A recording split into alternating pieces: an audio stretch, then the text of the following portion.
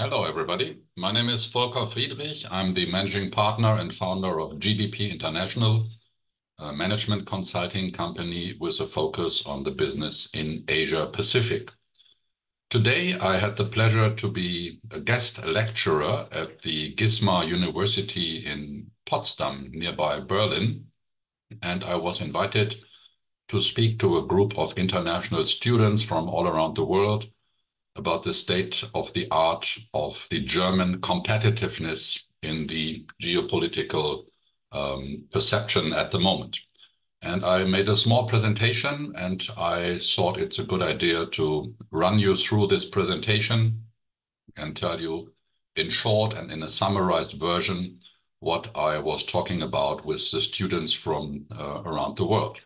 So let me share my screen and I will run you through this presentation on the competitiveness of the industries of the future in Germany.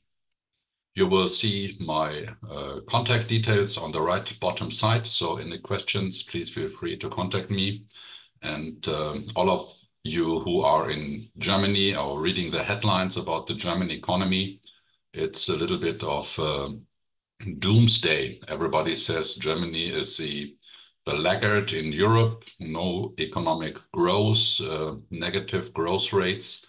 And that is something we would like to discuss and analyze, and where we are coming from, where we have started after the Second World War, and what were the foundations of Germany's success in the past.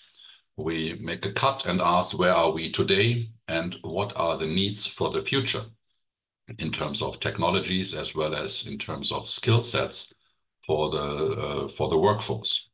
We'd like to discuss a chapter about new competition from Asia we see in many segments of the industry, and we ask the question whether there is light at the tunnel. Now, this is a short video. I'm not showing you this here during this video. I will upload the presentation and you can watch it at your convenience about competitiveness rankings of the countries. There is a famous institution by the name of IMD, and they make annual surveys with a very sophisticated set of criteria. Coming up last year was Denmark, Ireland, and Switzerland as top 3 countries who are deemed or seem to be most competitive. So take your time and watch this video later at your convenience. We are living. And I'd like to guide you a little bit through the history of the German economy after the Second World War. And such a black and white picture of the Rhine-Ruhr area was very common to me. I was growing up in the city of Bottrop, which was in the center of the Rhine-Ruhr area. And that was the focus point of the steel and coal industry. Companies like Krupp, Thyssen, Hirsch, they all had their businesses in this area, and it was thriving on coal and heavy metal machinery and engineering. And many of the big names came from this area. So this was a typical picture of Germany in the 70s and in the 80s. Heavy metal, brick and mortar industry. Nobody knew what green meant. And if we look into the landscape today, we see ideally pictures like this, windmills, solar energy, clean air, clean water, clean skies. And we have to ask ourselves, when Germany was running and when German products were sold in the world, what made it successful? We have an industrial strength. We have a very high export quota. We have an open economy, import, exports, foreign direct investments were made overseas as well as in Germany. We had a very high level of economic integration with our trading and investment partners from all over the world. And that is particularly true for our hidden champions, the medium-sized companies. They are the backbone of the German industry. We have a very interesting cluster of trade fairs all over the big cities in Germany, And that helped to interact and engage with our international business partners throughout the year. We had big fairs like ACHEMA for chemical, Bauma for construction industry. We have in Berlin the media exhibitions. We have the tourism exhibition and so on. We have diverse economic centers. We have big cities like Munich, Hamburg, Berlin, Düsseldorf, Cologne, Frankfurt, Stuttgart, just to name a few. And that also helped a lot to diversify and balance the economy in Germany. We have a very strong educational system, not only the educational system, but also the German institutions, which were built in the 50s and 60s, were very reluctant or very resistant to change, very stable, very reliable. So that was something investors welcomed very much, and that was a pillar of the German success in the past. Not to forget high degree of R&D and innovations coming out of Germany.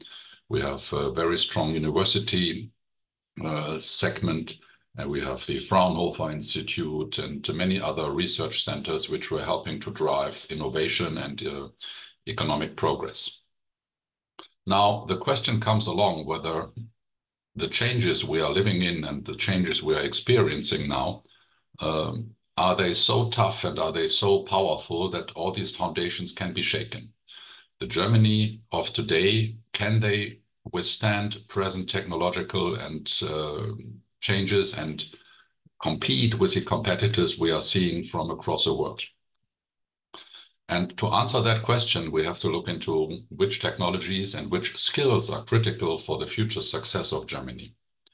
And looking at it, we see in this short presentation, I can only highlight a few buzzwords like artificial intelligence, that's the name of the game, machine learning, Internet of Things, 5G, sometimes even 6G technology now. We talk about blockchain, cybersecurity, augmented reality, virtual reality, healthcare, biotechnology, genomics, and renewable energy, of course, sustainability solutions, CO2 reduction, quantum computing, space, maritime. So there are so many interesting and fascinating topics of new things happening in all kinds in all areas of the world and of the world we are living in, where things can be made better and faster and more secure and safer and cleaner. And we are discovering in the space and in the sea. So, and when you ask yourself which German companies stand out in these future-orientated areas, it gets very thin. And of course, the automotive manufacturers like Mercedes, Porsche, Volkswagen, and so on, BMW, they were driving the innovations in the automotive industry, which was one of the pillars of the German industry in the 80s, 90s, and the 2000s. Everybody wanted to have a Merc or a Beamer. Not so much today.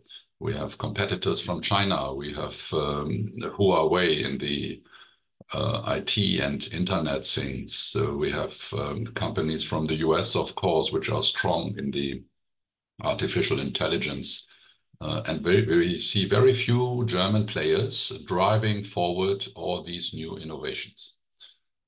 There are some under the surface, like in healthcare, for instance. We saw BioNTech discovering or developing the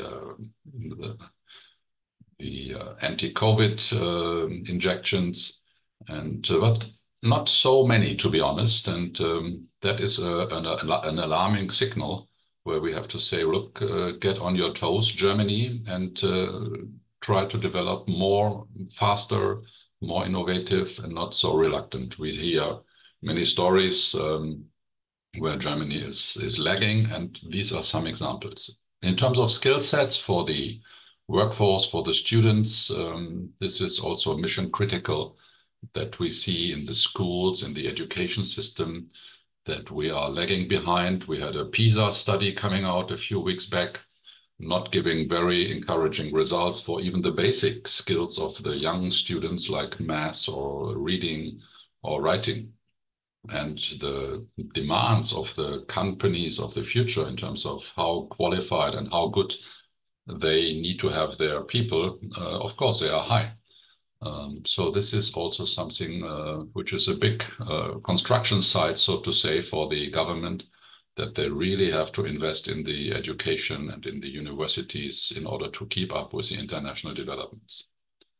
Now, looking at competitors from Asia, of course, there are many now, and we are sometimes surprised, sometimes shaken, sometimes we are rubbing our eyes what is happening in other parts of the world. And Germany is, in some cases, very narrow-minded, I'd like to say, also from our case studies of our work. We see, especially in some very traditional industries like machinery and engineering, that some people even don't want to believe what they see now when competitors from Asia, and particularly from China, are meeting them in the marketplace, and they are giving solutions which are costing half the price, but are achieving 80 or 90% of the results in terms of output or productivity. So my message here is fasten your seatbelt, dear German companies, and be aware of a tsunami coming over. So don't rest on your laurels, get back to the training camp, get your skills in order, look at your foundations, but also open up for future developments and try to cooperate, try to learn from each other, and make use of best of both worlds. The companies from Asia, of course, it didn't come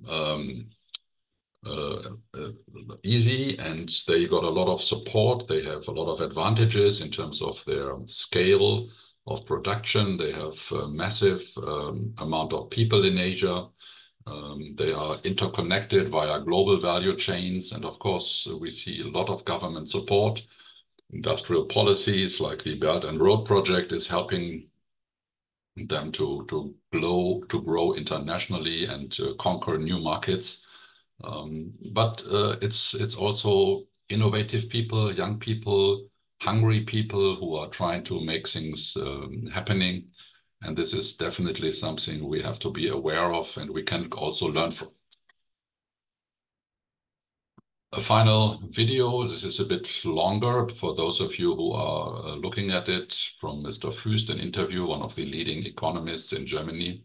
But it's not only doom and gloom, and I'd like to close with some positive note where I give you some examples of German companies who are in the sustainability arena, and they are working on interesting developments. Startups are being financed. So we do have activity. The alarming bells have been sounding not only since yesterday, and we see interesting innovative companies coming out of Germany again. And I'm optimistic that Germany will not go down the drain, and we will be under the top 5 or 10 nations in the world. And it's not too late, but it's time to wake up and get the act together and not rest on our success of the 70s, 80s, and 90s. The world is different today as we remember it, at least our age group, and it's up to the younger generation to do something about it. And they have all the means, all the tools, all the access to information, and I'm sure something positive will happen. Thank you very much for your attention. Hope you enjoyed my few remarks here, and I'm looking forward to interacting with you on any of the topics you are interested in. Thank you very much indeed, and talk to you soon. See you. Bye-bye.